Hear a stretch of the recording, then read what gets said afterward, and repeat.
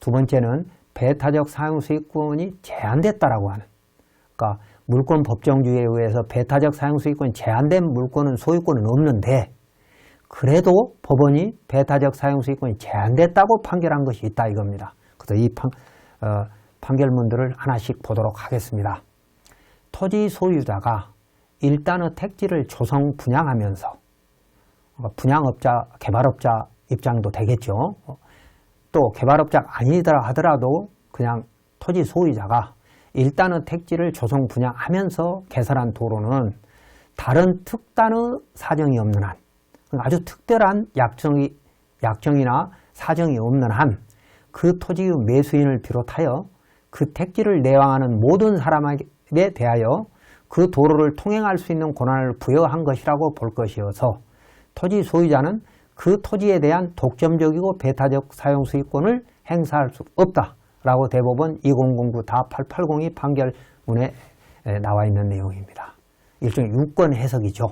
그래서 배타적 사용수익권이 제한된 물권은 없다라고 하면서도 물권 법정주의 원칙을 고수하면서도 예외적으로 이런 경우, 그러니까 일단은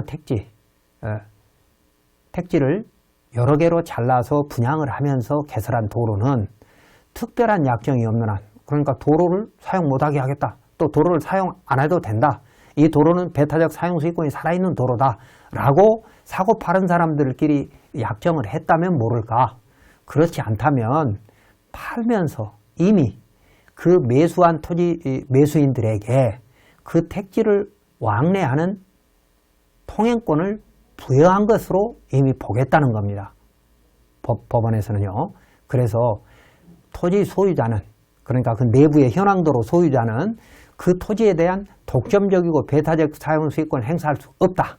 그러니까 이런 경우에는 사용승낙이 필요 없다 이 말입니다. 그래서 허가권자는 택지를 조성 분양해서 만들어진 그 내외부 도로는 사유지라 하더라도 사용락이 필요 없다고 해석을 해야 되는 겁니다. 그런데도 불구하고 소유자가 목리를 부려서 도로를 막거나 그 내부 통로를 막거나 또는 도로를 사용료를 달라고 하는 등, 또는 허가청에 새로운 허가가 들어오면 허가를 해주면 안 된다고 민원을 제기했을 때 그 민원을 따라주기 위해서 허가권자가 사용락을 받아오라고 하고 사용락을 받아오지 않아서 건축허가 불허됐다면, 이 판결문 조건에만 맞다면 법원은 불허처분 취소해라, 거부처분 취소해라고 또 판결을 하죠. 그러면 지자체는 결국 또 다시 허가를 해줄 수밖에 없다는 거죠. 그러면 허가청인 지자체 공무원들이, 허가 공무원들이 미리 이런 것들을 다 알고, 이건 지자체의 현황도로 소유자가 부당이득 반환 청구 소송을 해도 우리가 패소하지 않겠다라는 걸 확실히 안다면, 지금 이런 분양 내부 있는 도로를 이용해서 사용락 없이 허가가 들어왔을 때 그 허가 신청자한테 허가를 해주는 것이 맞지, 혹시 또 자기한테 올지를 모르는 불이익이 두려워서 뻔히 대법원 가면 이길 수 있는 사안도 아이고 법원 다녀오세요라고 하는 것은 소국 행정을 하는 공무원이 잘못하고 있는 거죠. 그런 사례가 제가 지난 수십 년 동안 경험해 본 바에 의하면 너무 많습니다. 그래서 책을 제가 2권도 썼습니다만 현황도로라고 해서 모두 사용락을 받아오는 건 아니라는 겁니다. 다음, 택지 분양 시 무상 통행권을 부여하였으므로 인용 의무가 있다라고 하는 그림을 한번 보겠습니다. 앞 시간에도 봤던 그림입니다만, 자, 위쪽으로는 면사무소 가는 길, 아래쪽으로는 자연취락지로 들어가는 길이고 오른쪽에는 하천입니다. 그래서 반대쪽 왼쪽으로는 약간 경사가 있는 밭이고 밭 위로는 이제 임야죠. 그래서 여기는 배산 임수이고 멀리 산이 보이는 아주 전망이 좋은 곳입니다. 그래서 10여 필지로 쪼개서 택지 분양을 했던 겁니다. 그런데 그 안에 현황도로가 만들어졌죠. 4m로 시멘트 포장이 됐는데 포장을 해놓고 나서 목적 사업이 취소돼서 준공이 이루어지지 않은 겁니다. 그러면 이런 도로는 어떻게 해야 되느냐? 사용 승낙이 필요하다라고 해석하는 공무원도 있고 필요 없다고 하는 사람도 있습니다. 그래서 오른쪽 제일 위에 있는 주택은 주택 소유자가 법을 잘 알기 때문에 가서 분양을 목적으로 한 건데 왜 무슨 얘기냐라고 해서 사용락 없이 주택 허가를 받았고, 밑에 있는 주택은, 밑에 있는 주택 두 채는 그 토지 소유자의 사용락을 받아서 허가를 받았습니다. 그러니까 똑같은 지자체도 담당 공무원이 누구냐에 따라서 결과가 달라집니다. 그래서 우리 일반 국민이나 또 우리 건설 산업인의 입장에서는 이런 법들을 정확히 알아서 허가 담당자를 설득해야 할 것입니다. 자, 배타적 사용권이 제한된 판례 또 하나 보겠습니다. 토지의 소유자가 그 토지에 대한 독점적이고 배타적인 사용수익권을 포기한 것으로 의사 해석을 할 경우에는 특별한 사정이 없는 한 그 지하 부분에 대해서도 독점적이고 배타적인 사용수익권도 포기한 것으로 해석함이 상당하다라고 대법원 2009-25890에서 판결하고 있습니다. 그러니까 주민들을 위해서 스스로 사용하라고 내놓은 그런 토지는, 현황 도로는 지하 부분에도 똑같이 배타적 사용수익권이 포기한 것으로 해석해야 된다라고 하는 대법원 판결입니다. 이건 전원합의체 판결로 그대로 이어졌습니다. 그래서 배타적 사용수익권은 지상만 제한되는 게 아니라 지하에도 미친다라고 하는 판례와 또 제한 범위는 다른 용도로 제공한 것도 같다라고 하는 판례가 있습니다. 예를 들어보면 이런 겁니다. 이 그림의 오른쪽은 2차선 도시계획도로입니다. 왼쪽은 공장이 있었는데 공장을 다시 신축하기 위해서 허가를 넣으려고 하다 보니까 2차선 도로와 이 공장하고 사이에 타인 소유 현황도로가 있는 겁니다. 이유는 이 기존의 공장이 경매를 당했기 때문입니다.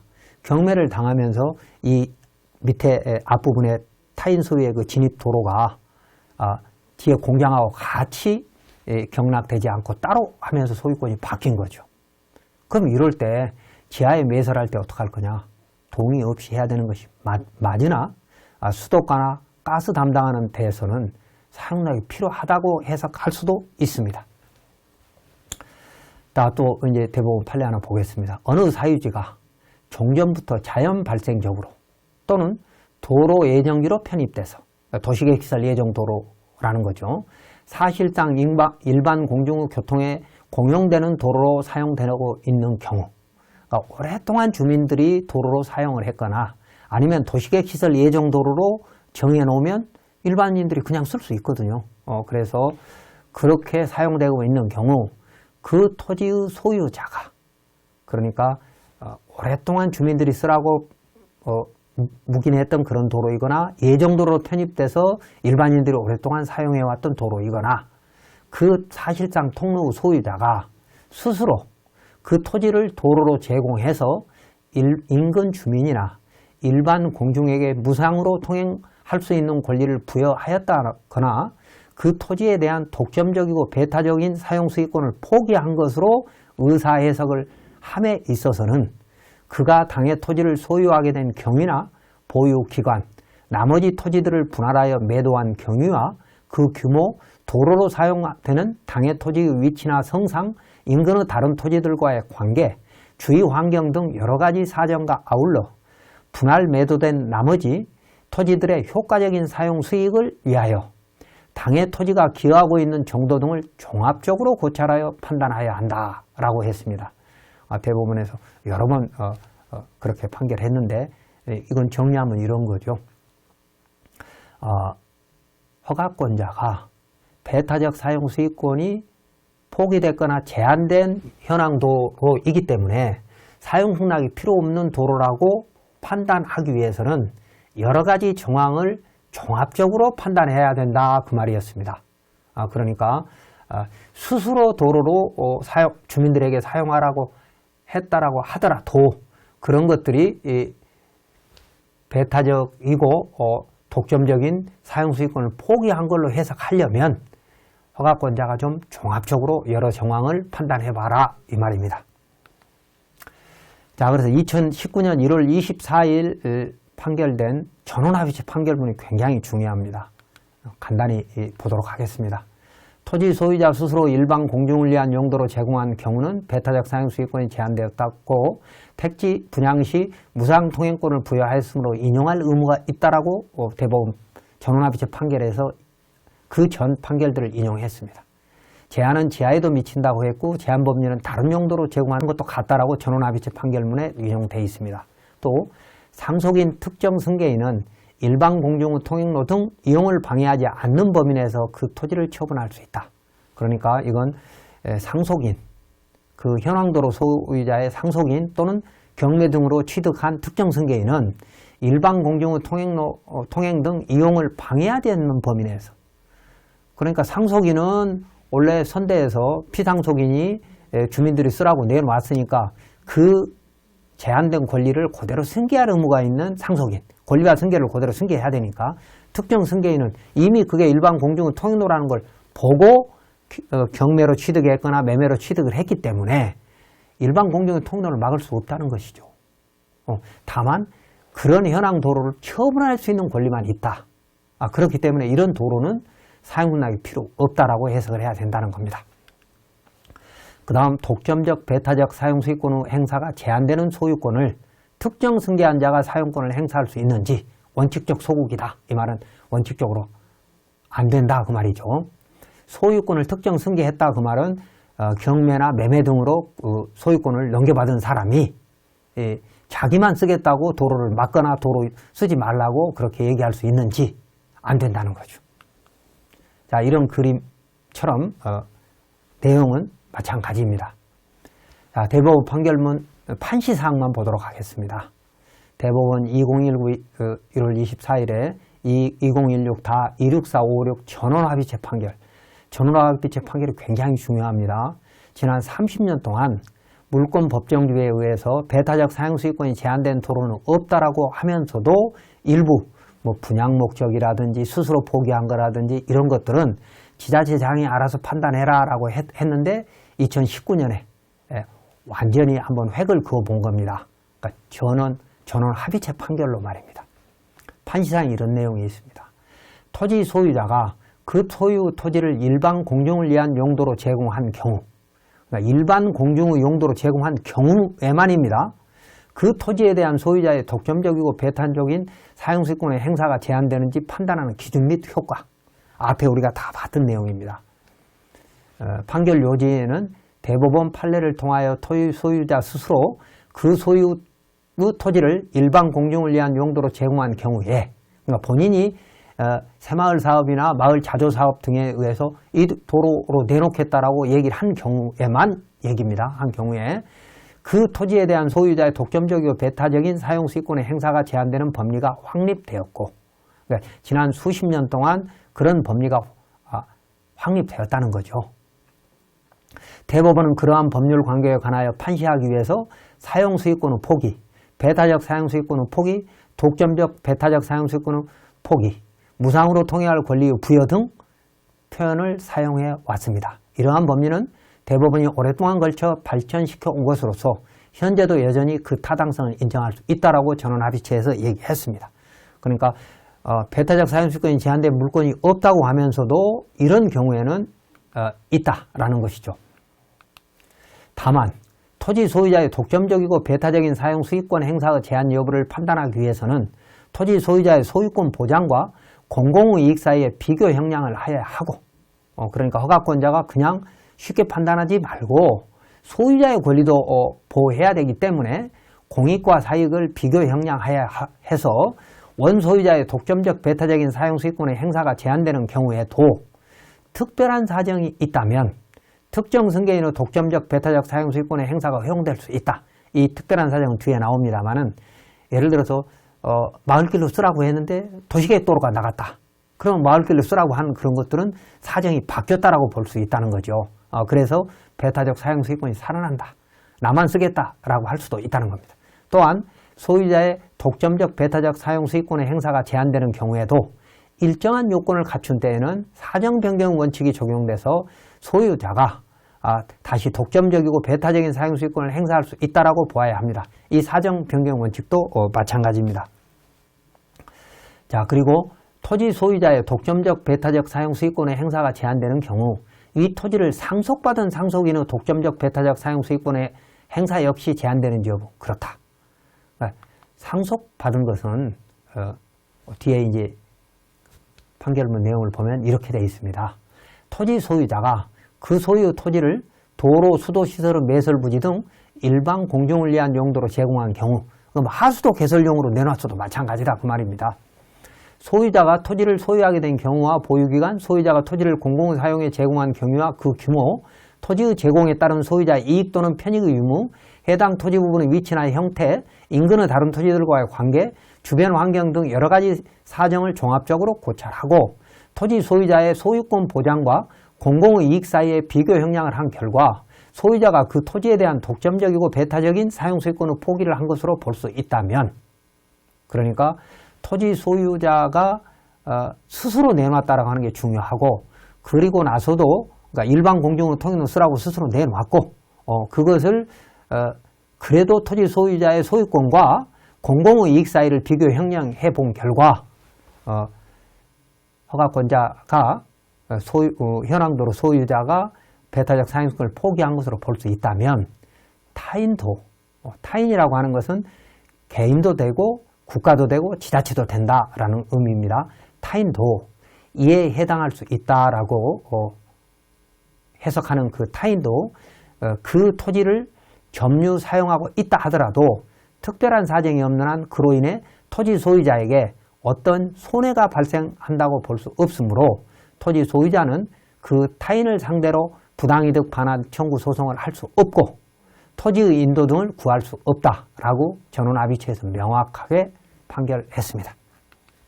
다만 소유권의 핵심적 권능에 속하는 사용수익 권능의 대세적 영구적 포기는 물권 법정주의에 반하여 허용할 수 없으므로 영구적 포기는 없다는 얘기입니다.